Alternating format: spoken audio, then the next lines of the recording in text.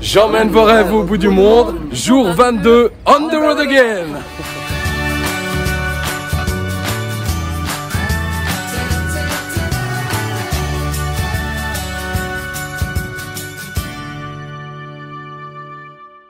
Il est temps de se perdre, de ramasser la rose, de suivre le soleil. Ici, tout n'est pas rose. Il est temps de faire des merveilles. Elle est fanée, la rose. T'as vu dans nos poubelles le cynisme qu'on ose, le ventre du Sahel, le changement qu'on nous propose, du rouge pour aller travailler, du noir qui nous fait espérer. Tout n'est pas rose. T'as vu comme ils nous tiennent, ils nous jouent du morose, on tire sur la bouteille, plus on charge les doses, et mieux ils nous tirent les ficelles. Mais va falloir que l'on cause, non mais qui c'est qui fait l'impunité des choses, le pouvoir de l'oseille. Il est temps que ce monde implose pour aller travailler, du noir qui nous fait espérer. C'est pas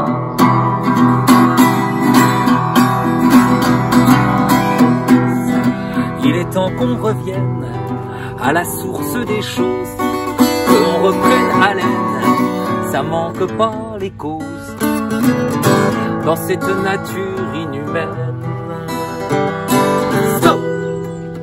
Allez viens qu'on explose ces receleurs des chaînes, de l'ordure en kilos au milieu de nos plaines, palissant la couleur des rouges pour aller travailler, du noir qui nous fait espérer. Tout n'est pas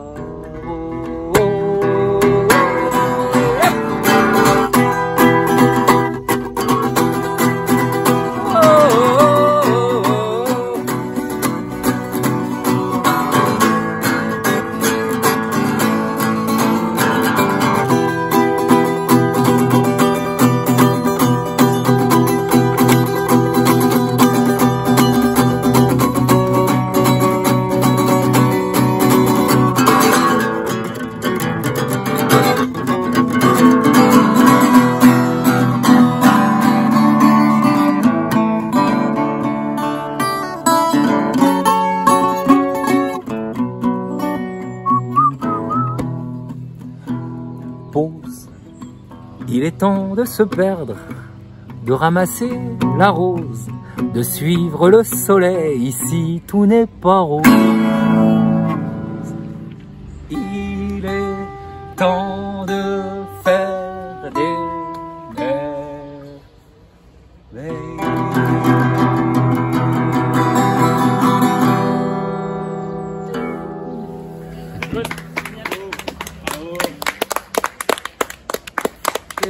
C'était de la part de Jeff, J-E-P-H, voilà, dont vous pouvez retrouver les exploits sur internet et divers réseaux sociaux.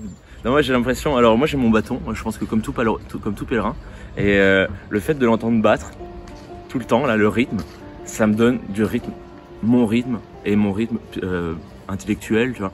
J'ai l'impression que mon esprit bat au rythme de ce bâton, et en fait dans ma vie de tous les jours j'ai pas du tout l'habitude de battre à ce rythme là. J'ai l'impression que la cadence est vachement plus élevée, et donc le fait de marcher et de voir défiler la lenteur des paysages, bah, c'est comme si dans ta tête tes émotions elles défilaient à la même lenteur, et elle est vachement plus pure parce que le paysage est vachement plus beau qu'en ville, dans les forêts de béton et les petites rues étriquées. Donc voilà, tout simplement. Moi là je suis dans une période de ma vie, enfin moi c'est clairement personnel, mais où j'ai l'impression que je suis à un point de jonction, quoi. Je pense qu'on en a tous à un moment donné dans notre vie. Toi, t'as fait de la musique, maintenant tu fais des représentations pour le ventriloque, voilà, donc t'as dû vouloir un changement. Et là, ça fait partie de ces petits moments-là dans la vie où j'ai envie de changer, de basculer un peu. Et la marche, c'est comme une transition en fait. En l'occurrence, moi, c'est abandonner la vie citadine pour retrouver une vie un peu plus simple. Plus au contact de la nature, et donc je pense que en fait marcher c'est le bon chemin en fait, tout simplement, sans vouloir parler du chemin de Saint-Jacques en général, mais marcher dans tous les cas, hein, être dans la nature et te recentrer sur des choses un peu simples quoi, toutes bêtes, se lever le matin au soleil parce que le soleil t'a réveillé. Essayer de trouver un endroit où se laver, se mettre un peu d'eau sur la tête, trouver un petit café dans un petit village d'à côté, du coup demander au premier paysan que tu vois s'il n'y a pas un café quelque part. À tout moment, celui il va dire bah viens chez moi, je te l'offre quoi, c'est déjà arrivé. Donc c'est des moments comme ça qui sont vachement, enfin moi je trouve qu'ils sont vachement importants, tout simplement.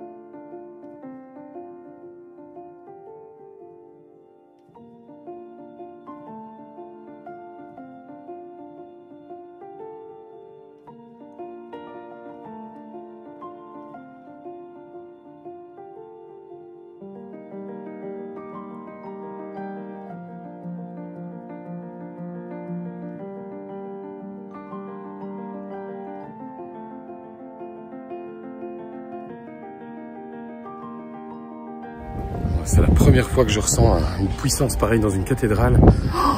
J'ai été pris par les émotions. C'était tellement fort qu'il fallait que je sorte. C'est incroyable, il y a quelque chose dans cette cathédrale. Wow, superbe.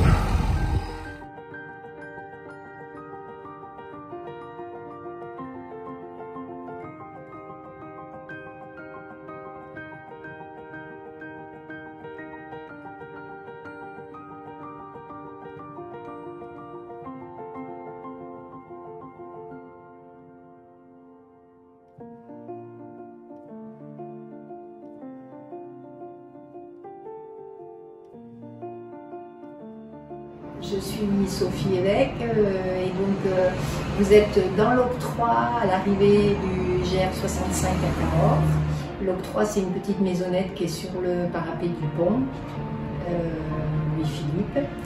Cet accueil, je l'ai ouvert en 2004 parce que j'étais alors conseillère municipale à Cahors et j'ai donc trouvé que les pèlerins cherchaient beaucoup leur route et avaient un peu de difficulté. C'était la première grande ville, entre guillemets, parce que Cahors n'est pas une grande ville, mais ils étaient un peu abasourdis par la circulation. Et du coup, on a créé cet accueil avec des bénévoles.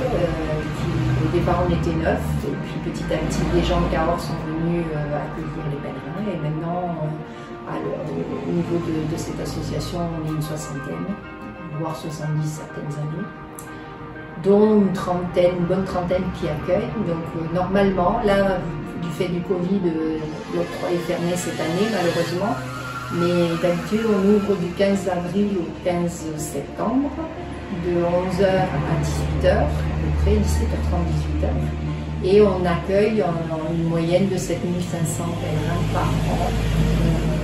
On leur offre à boire, on leur donne des petits pruneaux, du lot, on leur donne des petits gâteaux Et voilà, et on leur tamponne la créanciale et on leur donne le plan de Cahors en leur expliquant où se trouve le gîte qu'ils ont réservé. Et s'ils ne l'ont pas fait, on leur montre ce qui existe et on réserve pour eux.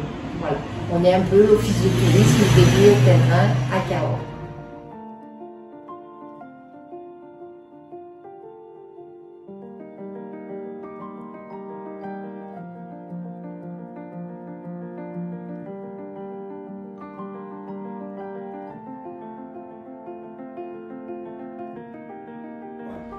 Alors, je suis Madi du Camino et je suis animateur de boutique à Cahors. Je dis animateur parce que j'ai pas l'impression de travailler quand je suis ici. J'ai l'impression de... Je m'amuse et en même temps je rends service sérieusement aux pèlerins en les retapant, en passant du temps avec eux, en échangeant et en parlant du chemin évidemment. Et donc le chemin c'est toute ma vie. Je l'ai fait en 2001, j'ai commencé le Puy-Compostelle. Et ensuite, ça m'a embarqué dans un Jérusalem-Compostelle et après encore dans plein de chemins. Je continue à partir maintenant, mais plus en hiver depuis que je travaille ici. Et toute ma vie, elle tourne autour du chemin parce que mes amis actuels, quasiment tous, ont fait le chemin, sont déjà rencontrés sur le chemin.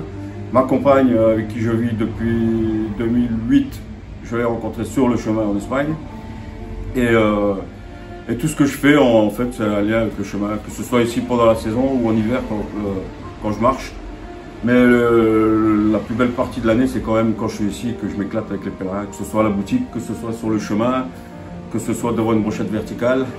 Mais voilà, tout tourne autour du chemin. Le chemin a changé ma vie, ça m'a permis d'avoir une autre image de moi-même. Je l'ai fait en me disant, j'étais persuadé que ça allait changer ma vie. Il fallait que je le fasse et pour ça j'ai quitté mon boulot, j'ai donné tout ce que j'avais, je suis reparti vraiment à zéro vers un truc que je ne connaissais pas parce que je n'ai pas cherché à savoir ce que c'était. On m'a offert des bouquins, je n'ai pas voulu les ouvrir, je voulais tout découvrir et parce que j'avais vu un documentaire en 88 ou 89 qui parlait de gens qui allaient à Compostelle et je me suis dit tiens, j'aimerais bien savoir pourquoi ils vont là-bas et je me suis retrouvé dans un truc 12 ans plus tard, ouais, je suis parti 12 ans plus tard. Mais là, c'était plus dans l'optique de juste savoir pourquoi les gens allaient là-bas, c'était vraiment un appel. J'avais ce truc là dans le ventre et je me rappelle que mon patron, quand je lui ai dit que je partais, je lui ai dit vous êtes d'accord, c'est bien, vous n'êtes pas d'accord, je m'en fous, moi je me casse. J'étais persuadé qu'il fallait que je le fasse. Donc on est en 2001 et en 2017, je suis embarqué avec...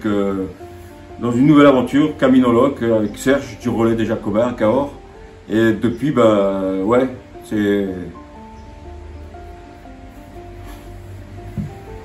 Ouais, c'est une putain de belle aventure. Ma vie a changé depuis que je suis ici, quoi. Je suis à ma place. Je me sens utile. Voilà, c'est ce que j'aime bien dire. C'est que dans ma vie d'avant, quel que soit le salaire, quel qu'était le salaire, c'est pas ce qui me motive moi dans la vie. J'ai besoin de me sentir utile, que ma vie ait un sens. Et en fait, ma vie a un sens depuis que je suis là et que je retape des gens. Voilà, c'est ça. Quand les gens arrivent ici avec les pieds fracassés, au bord des larmes et tout, qui repartent avec un sourire jusque-là, je me dis, voilà, tu as fait ton job. Et pour moi, c'est important que les gens puissent réaliser leurs rêves, aller jusqu'à Compostelle, que ce soit en un coup, que ce soit par tronçon. Mais ça représentait tellement pour moi que je me mets en 4 pour que les gens y arrivent, quoi. Et du coup, en échange, j'ai plein on me raconte des histoires pas possibles. Je vois les gens qui arrivent avec leurs yeux qui brillent pour leur premier chemin. C'est une super aventure qui, tous les jours, je vis ça. À travers les pèlerins et les pèlerines, c'est par procuration, je refais le chemin. Et quand je peux m'évader quelques jours comme ça, je vais les voir, je vais me retrouver avec eux. Des fois, on prend la bagnole pour aller les revoir une ou deux étapes plus loin. Bref, il y a des liens et on est dans un truc, tout l'inverse de la société. Les gens sont vacants, on est vraiment dans l'humain et le chemin en ça, c'est une richesse incroyable. Incroyable.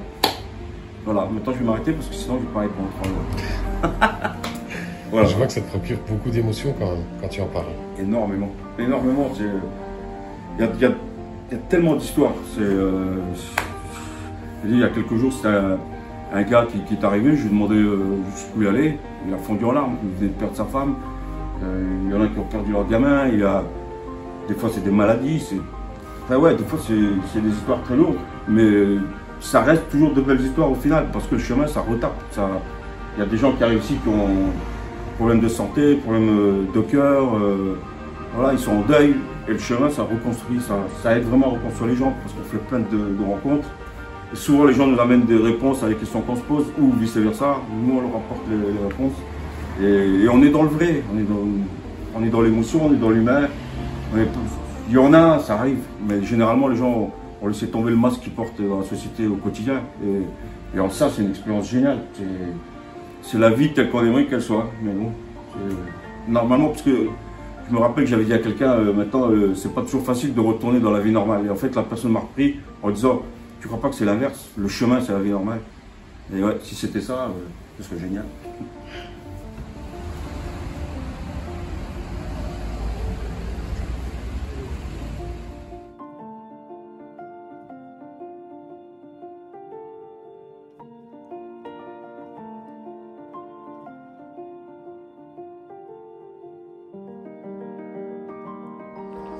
La rencontre avec Madi tout à l'heure m'a un peu bouleversé. C'est un gars super sensible qui a le cœur sur la main, ça se ressent direct.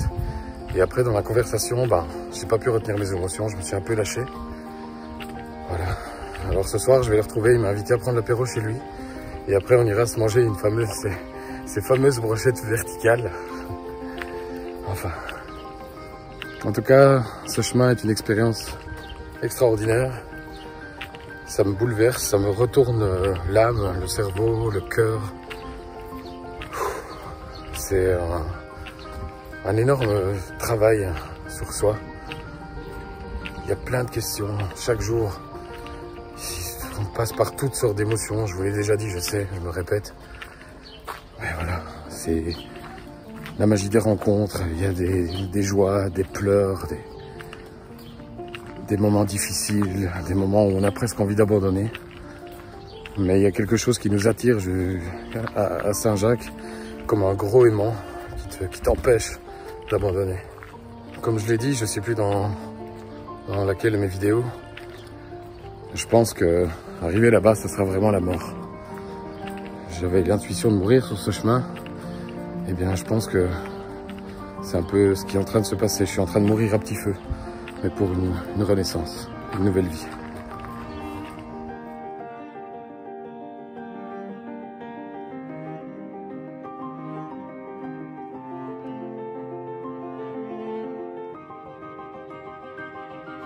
Du coup, moi je suis venue avec l'idée que je voulais juste changer un peu de paysage, de vie, etc. Et je me suis rendu compte qu'en fait il y avait quelque chose de plus profond derrière et que c'était en faisant le chemin que je l'avais trouvé. C'est pourquoi j'étais venue alors que je ne savais pas pourquoi j'étais venue. Et qu'il y a eu en fait plein de plans de ma vie que j'ai retravaillé quelque part, auquel j'ai réfléchi. Et ça m'a beaucoup aidé. J'ai vraiment l'impression d'avoir grandi en fait là. D'avoir pris en maturité alors que ça fait 8 jours quoi, juste 8 jours de marche. Et aussi que il y a beaucoup de choses qu'on s'autorise pas à faire peut-être. Ça c'est en plus. Beaucoup de choses qu'on s'autorise pas à faire dans la vraie vie de tous les jours et qui en fait, je me rends compte que moi ça me manquait de plus faire ces choses-là. Par exemple, je sais que c'est bateau mais juste accorder sa confiance comme ça ou dire ou parler comme ça, c'est un truc que je fais jamais. Enfin, à Versailles ou dans les grandes villes, tu fais jamais ça et en fait ça manque ce rapport humain. C'est ce qui manque beaucoup aussi. Ce que je disais aussi, c'est que moi j'ai trouvé que c'était vraiment une analogie avec la vraie vie quelque part, qu'il y avait beaucoup de situations où je me dis mais en fait je pourrais ressentir la même chose juste en étudiant ou en étant chez moi. Surtout dans les motivations, il y a eu des moments qui étaient assez durs, du coup j'avais vraiment envie, enfin il y a un moment donné où je me suis assise et j'ai commencé à pleurer parce que c'était trop dur, j'avais mal partout, j'avais juste envie que ça se termine, il faisait moche, il pleuvait. Et il y a des moments où tout va te paraître simple, où tes jambes te portent, où tu te dis ah c'est trop chouette, c'est pour ça que je suis venue. Et en fait, généralement ces choses-là tu les contrôles pas tellement en fait. Tu contrôles pas vraiment la motivation, l'énergie dans laquelle tu es. Et il faut apprendre à continuer son chemin même quand c'est dur. Moi je pense que c'est ça ce que je retiendrai aussi.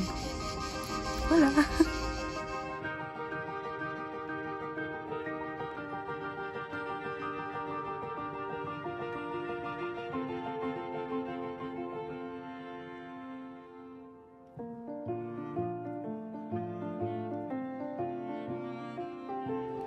Bon Madi, qu'est-ce que tu as pensé de notre petite soirée là? Super, vraiment génial. Un bon moment bien partagé avec nos deux pèlerins là. Et toi Andrea? Ah, c'était trop chouette. Ok, bah ouais, bah pour moi c'est pareil.